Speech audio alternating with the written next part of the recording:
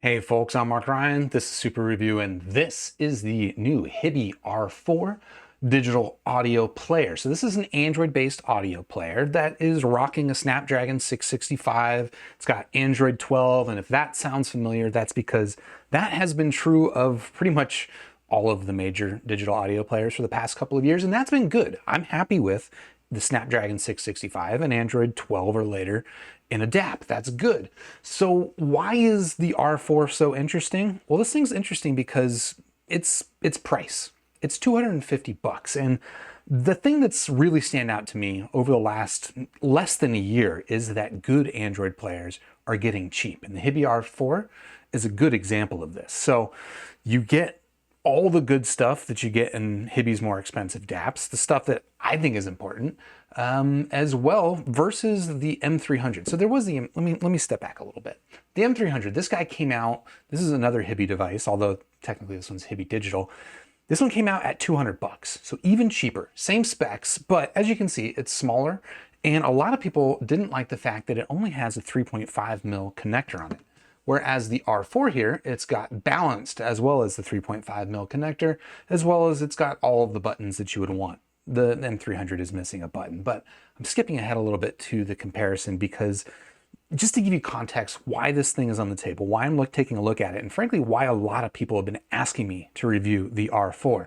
So for the past few weeks, I have been living with the R4, comparing it with the M300, and I'm ready to let you know which one I think is the better DAP.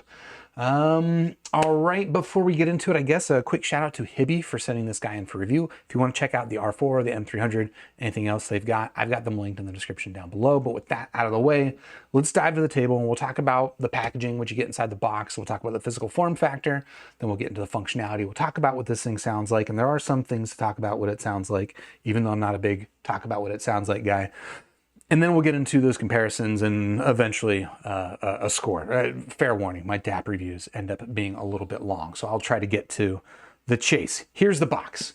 And this box kind of already alludes to you some of the unique design cues that they've got going on here with the R4. It's going after, I'm kind of like a more anime style. I don't really know. I don't really exactly understand the graphic design, but it's got a vibe. All right, we'll dive into that. Apart from the packaging, you get a USB cable, which is USB-C to C. So you could use this thing for charging, plugging it into the USB port on your computer, or a charging brick. There's no charging brick provided, but that is pretty standard. This is not super standard. This is some sort of a lanyard system. You see the R4 has a little hookup here. I assume that all connects, but to be honest, I have not used it, so I'm not totally sure how that works, but that's interesting nonetheless. And of course, it comes with a screen protector. Hibys usually come with screen protectors. It is a plastic screen protector, as is typical, and I believe there was one pre-installed on the device when I got it, but as is my want, I took it off. I don't really like having plastic screen protectors. Glass screen protectors, I'll leave those on. But a plastic one, I'm not a big fan of what it does to the touch. But if you want it, it's there, and it's a good option. The other thing that's a nice little option that they include is this protective case. Now, this is your typical TPU case. Let me punch in on that real quick. And you can see that it's got little cutouts and shapes for the odd backed shape of this digital audio player, as well as it's got little detents for all of the buttons. Now, a couple things to note. One, this does cover the buttons. I don't know why. All of these cases cover the buttons, and I find that it just tends to make them a little bit harder to find. That said, this one actually does a pretty good job, and these ones are pretty, they're pretty pronounced, almost as pronounced as the buttons themselves, so I didn't really find that those had a big issue or a big impact on the usability of the buttons. The thing that actually made me not really use this case, I think this is a well done case. In fact, I bought one for my M300, very similar case. The reason I'm not too interested in using it for this audio player is that the back of it is not glass. A lot of these audio players have a glass back, which I don't like. I'm not a big fan of putting glass in the back of devices, including my phone. My phone's just like that too. And this one has actually got a plastic back, which actually it makes it nicer to set down on a hard table. I don't have to worry about it, making obnoxious or just kind of uncomfortable clanking sounds. Okay, so that's what you get inside the box. Let me just take a look, make sure there's nothing else I want to talk about there. We don't have anything to talk about, so I'll move that to the side and we will focus here on the materials and the build quality of this audio player. Already spoiled that it's got a plastic back, but size-wise, this is about average for your typical digital audio player. It has, obviously, versus the M300, this is a very small digital audio player, so you can see that size-wise, the R4 is quite a bit larger, both height-wise, width-wise, and, well, all those dimensions. I probably did not describe them correctly, but there you go. So it's a little bit of a chonky boy, but not obsessively or excessively chonky for a digital audio player. It does have some unique design cues, like that aforementioned hook ring up there. It's got this three-dimensional back on it, which is an interesting choice. This right here might actually be glass, so there is a little bit of glass back there, but for the most part, it's a device I'm not feeling bad about putting down on a hard table, and I actually like that. I like that aspect of it. You might think that a digital audio player with a glass back is more premium. This I actually prefer, to be honest. Now the rail all the way around the outside here, from what I can tell, is still a metal aluminum of some sort. But it could also be a very hard plastic. To be honest, I have a hard time telling, but it does occasionally feel cool to the touch. So I don't know, generally it's a good feeling digital audio player. We'll dive into the buttons in a little bit, but did want to briefly talk about the screen, which I think is probably the part of the build quality that feels actually the cheapest. And it's not a bad screen by any stretch of the imagination, as you can see here. It's just, there's something about the way that this thing handles off-axis colors that almost gives it kind of like a matte finish to it. It's not matte, you can see it's very clearly glossy, but there's something about the way that it handles contrast that just makes it look a little bit matte and a little bit less premium than the more expensive DAPs. But for a DAP that you're getting for 250 bucks, to be honest, it's not a serious complaint for me. It's just a note. Yeah, it's a 4.7-inch screen, so pretty competitive with a lot of like $500 digital audio players out there. It's 720p, so not 1080p. I don't really care. Yeah, I guess maybe the biggest complaint I would have about it is that it's just not the brightest screen out there. In fact, well, what brightness level do I have this at? I'm sure I have this tuned down a little bit. Okay, so this is turned down a little bit, but not much. And usually when I'm recording on screen here, I have to turn down the brightness on the screen down to at least 50%. So just to, again, give you a little bit of an idea. It's not the highest quality screen, but for a digital audio player, I don't really have any complaints about it. It would not be the reason I didn't use it personally. Okay, any other physical stuff to talk about? I guess before we get into the buttons, I will just briefly mention that this player will get warm to the touch. A thing that is notable about the Hiby R4, and this will play into some stuff that we talk about later, is that it only has a Class A amplifier. That's the thing that Hiby started doing with their digital audio players a couple years ago, is they put Class A in there as an option. And usually Class A gives you reduced battery life, more heat consumption, but ostensibly a different sound. And this one only has Class A mode. And because of that, it does run a little bit warm. And there's no option to disable that Class A and make it not run warm, okay? So just take that into consideration. When I know this is awkward every time I mention it, but I like to sleep listening to music, listening to IMs. So I will usually have a digital audio player by my side in bed. And with this thing, it gets uncomfortably warm, okay? Just to, yeah, it definitely gets warm. It gets really toasty, actually. Like the last time I tried it, and we'll talk about this in the battery stuff, so I'll leave that for then, but it got really toasty. Okay, let's talk about the buttons now. Over here on the right side or the left side, depending on whose perspective you're privileging, I'm going to privilege mine. You do have the full array of buttons. So you've got a power, a screen on off button, right? Power on off. You've got track, previous track, you've got play pause, and you've got next track. And what's notable about this is that a big difference versus the M300 here is that you had play pause and next track, but you didn't have a dedicated previous track button. They later kind of baked in a software shortcut key to make previous track on that guy. But here with the R4, you don't have to worry about that. And then over here on the left side, you've got volume up and down. I like that they're separated because it means that even though all these buttons over here on the right side are basically all the same shape, there's nothing to really discern them physically by feeling them.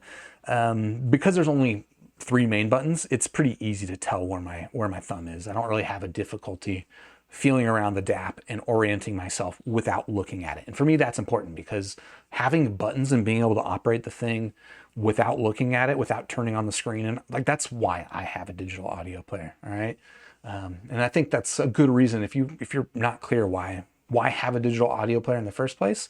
My opinion, it's the buttons, and these buttons are pretty good buttons.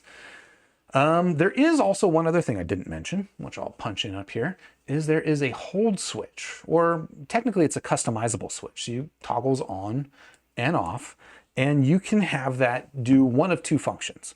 One, you can make it a hold button so that you don't accidentally press any of the buttons while this thing's in a pocket.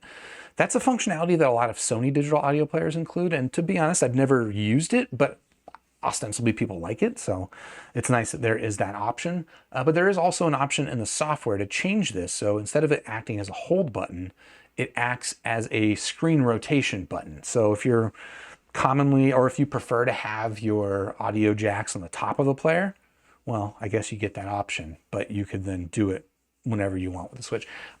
Here's what I'll say. I don't find the switch super useful. I haven't really thought about uses that I might find for the switch.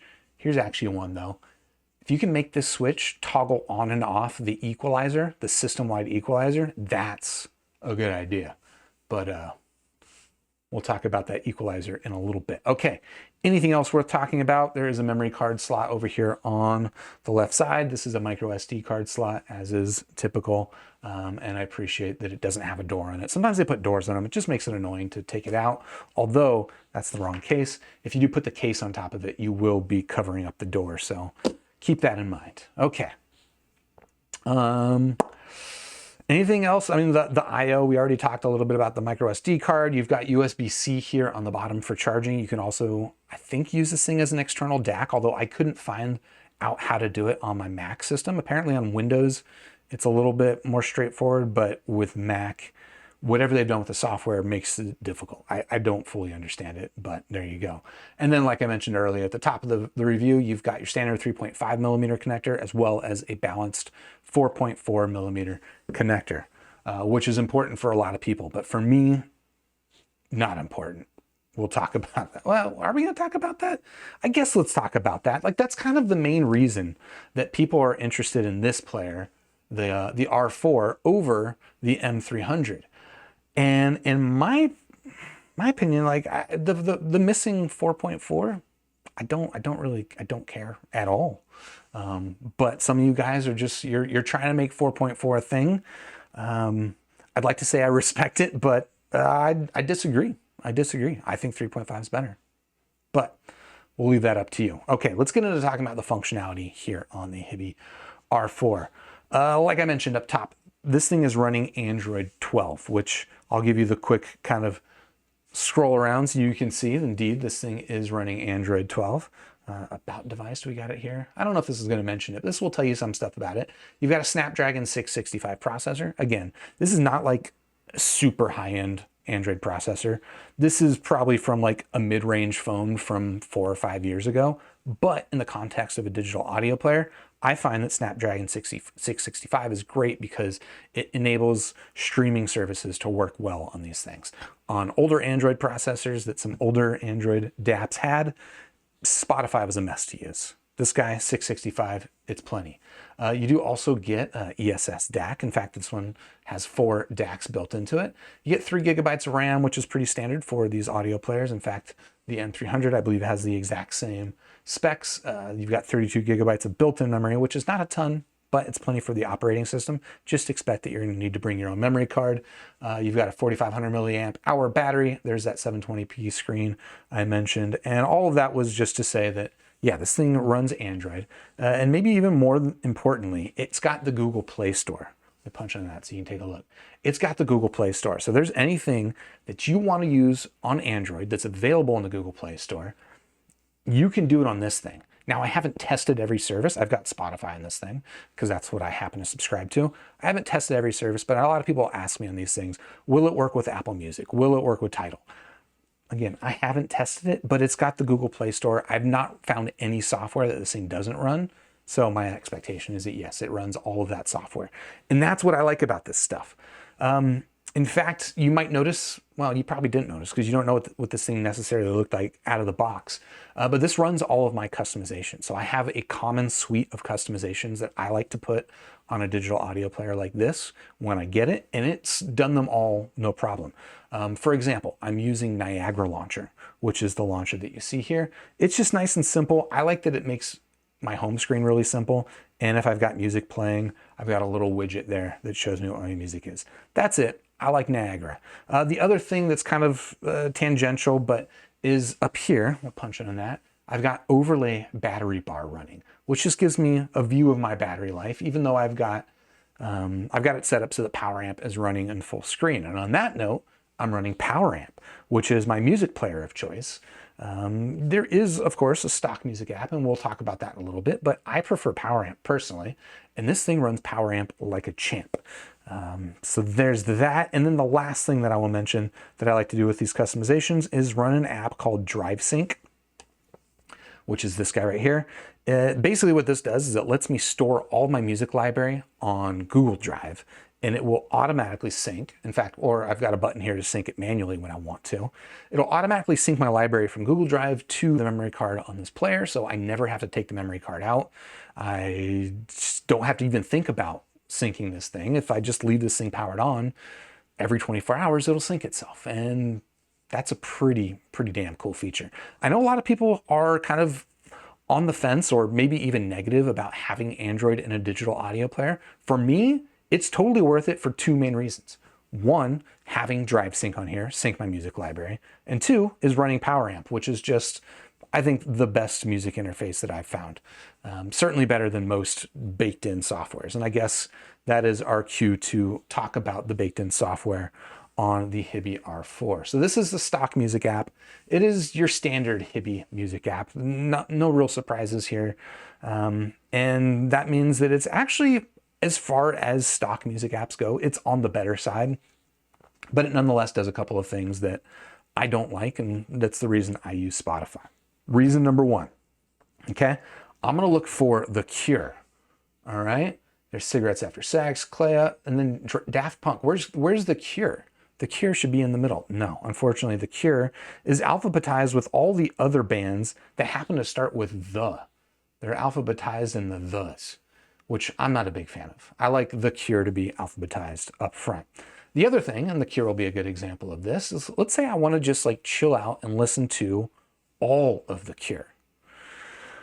You can kind of do it on the Hiby app, but you can't really do it, right? Because in this view, right, I can click into an album, I can play the album front to back, but if I wanted to go from this album to that album to that album to that album, you can't do that. The only option you have is to hit, I believe, this button, and it will lay out all of the songs, but it lays out the songs in alphabetical order, which is not how I listen. Is that? I don't even know what order this is.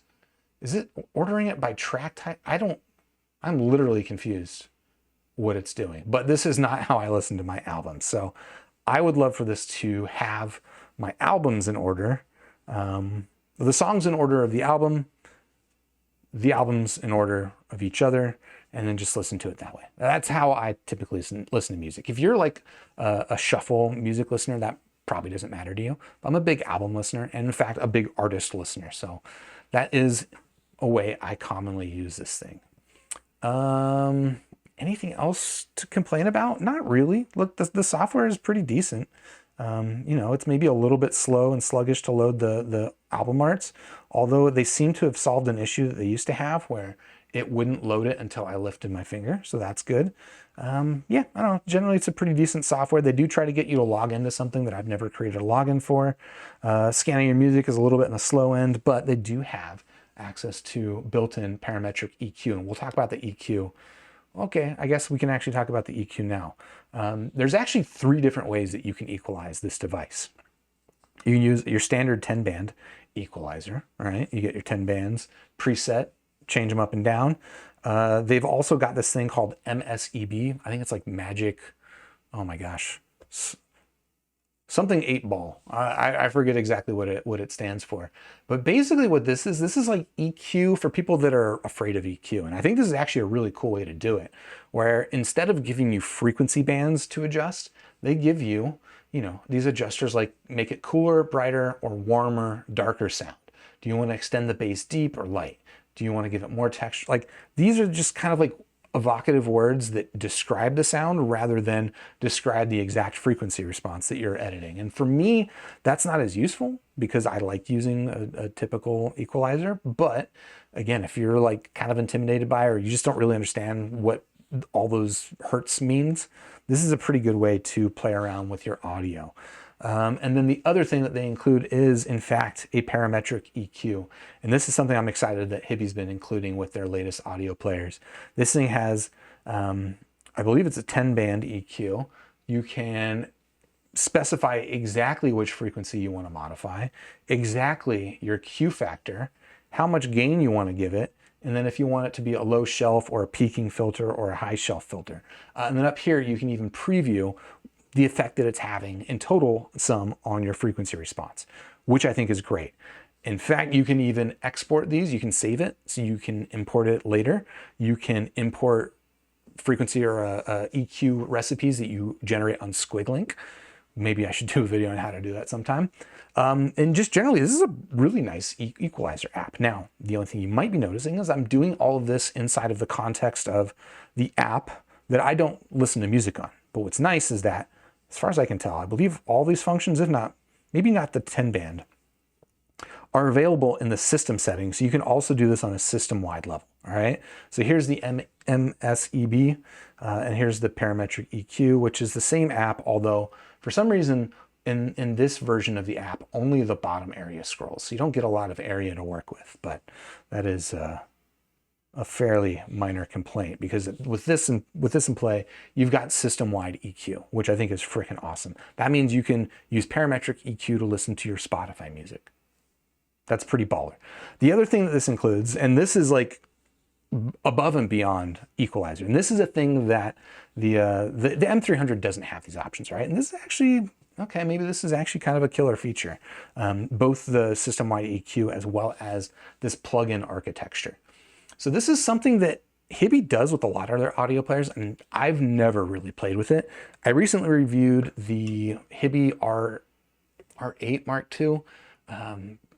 Yeah, it was like their $2,000 digital audio player, and it sounded like most other audio players to me. But on the advice of the Hiby rep, I actually played around with this, which is their plug-in architecture, to toy with the sound. And this particular combination here, adding convolution filters, adding this little dynamics filter, it's hard to explain exactly what it does to the sound, but it makes it really stagey in a way that doesn't degrade the general like it sounds good to me. It doesn't degrade the tonality, doesn't make it sound weird or anything. It just gives it like this really interesting sense of space to the sound. And that's a lot of fun. Now, I don't normally listen to this audio player like this. This is not my normal way of listening to music. I generally, because I'm evaluating like headphones and IEMs all the time, I need to just kind of know what they sound like more than know what all my like filters and stuff sound like. But if I'm having fun, I'll apply these filters, and it's definitely a fun way to listen to music. And it's cool that that's available here in the R4 at $250, and that it's, again, system-wide. So if I'm using Power Amp, as I am, you get all that stuff. So that is actually really, really cool. Okay, but now we're going to get into talking about my least favorite part of this audio player, and it's the battery life, okay? A couple things to note before we get into it. Again, the M300, same specs in terms of what, you know, it's running the same processor, same amount of RAM. The stuff that you might assume is taking up the battery life, these are the same. This one has a battery of 2,000 milliamps. This one has a battery of 4,500 milliamp hours. So more than double the battery capacity.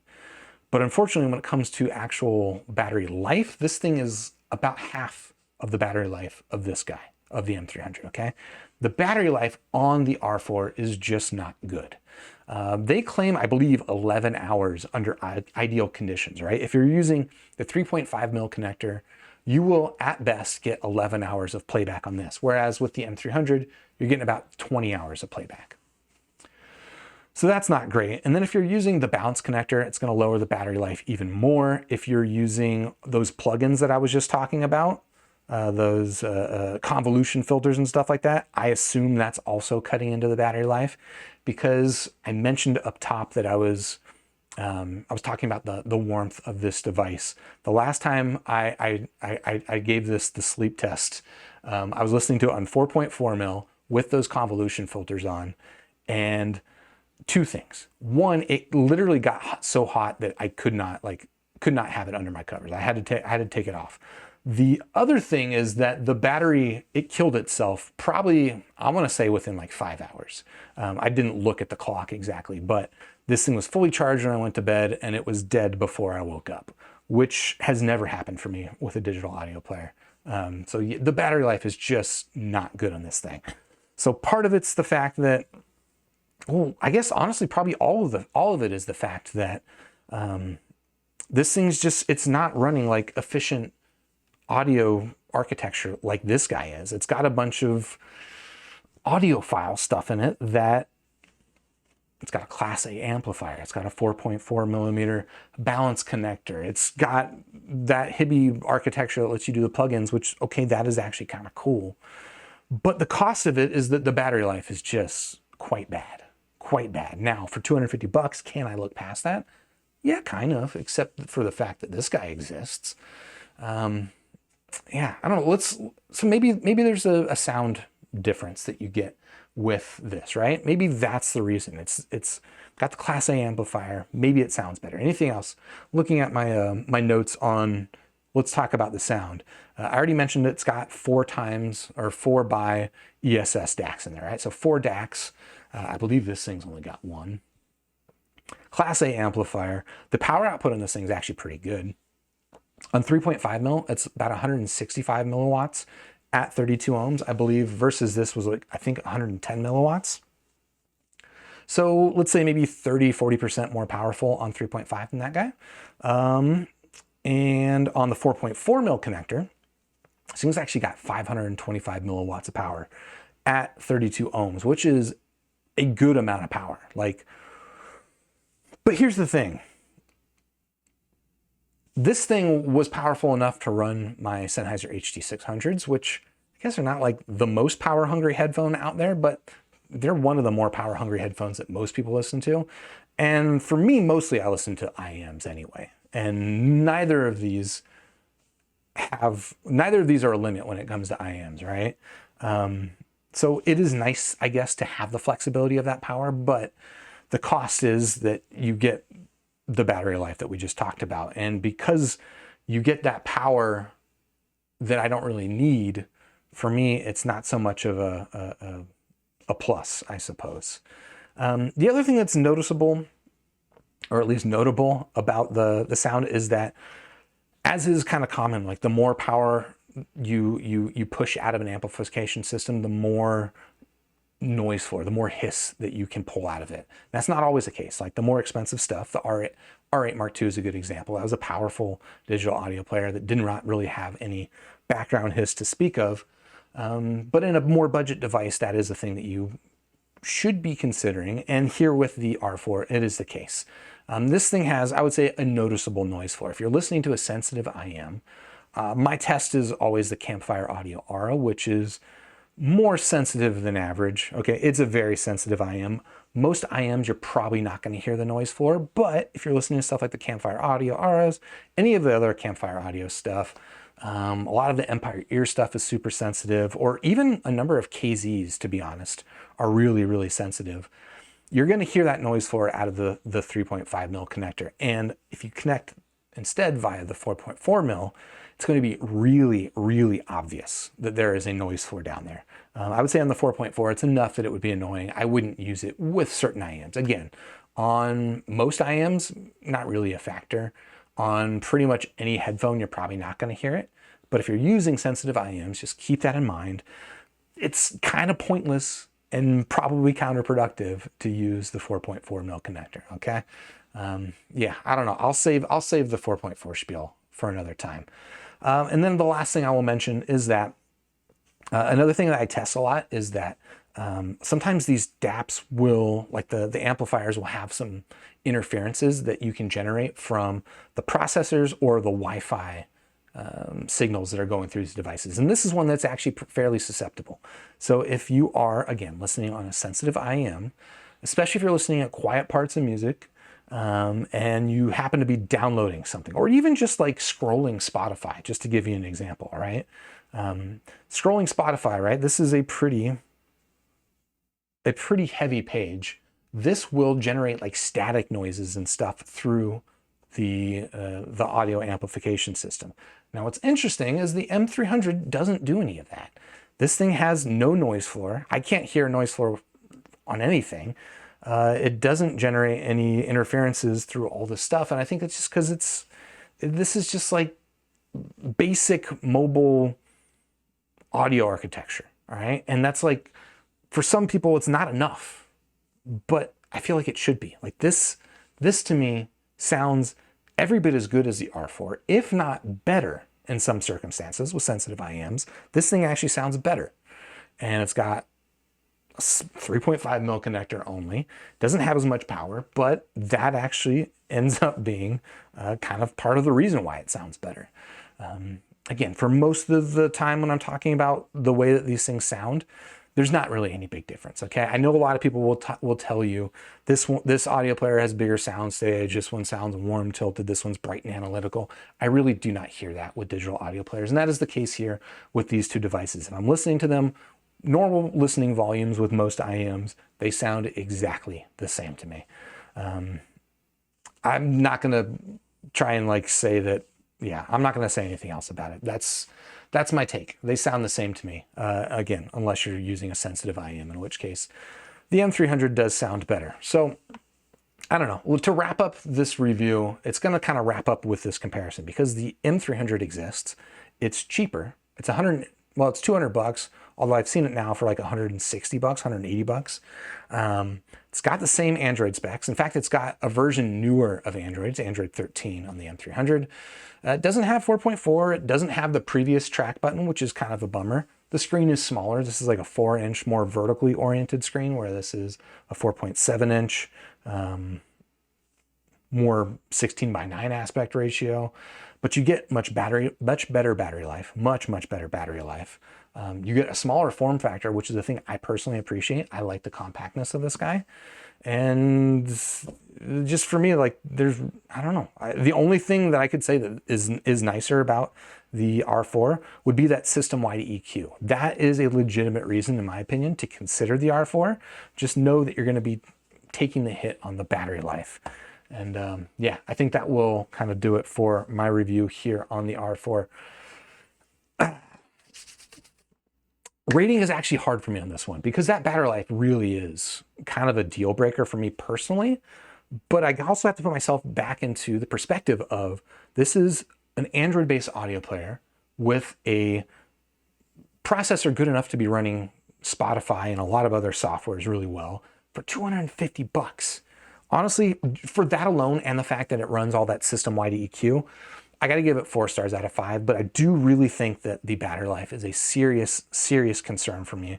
And if it is for you, I would definitely consider the M300. If you don't care about the battery life, you want the 4.4 mil connector, and honestly, again, that system-wide EQ is pretty stinking cool. The R4 is a good option.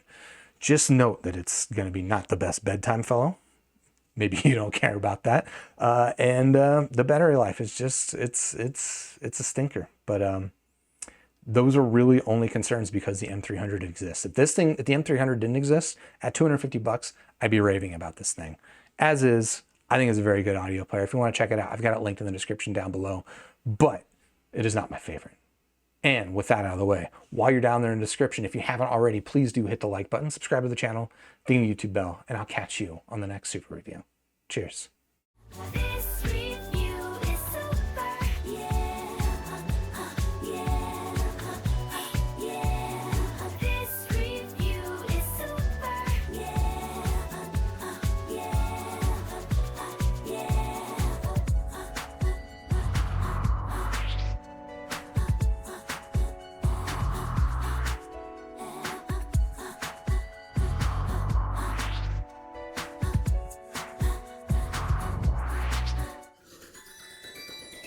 Joined with the force of reviews, we now have the tools to brave the misleading world of audio fools. Hey, this review is super, and so are you. Grab your headphones, sniff a graph, and share your thoughts in this pursuit.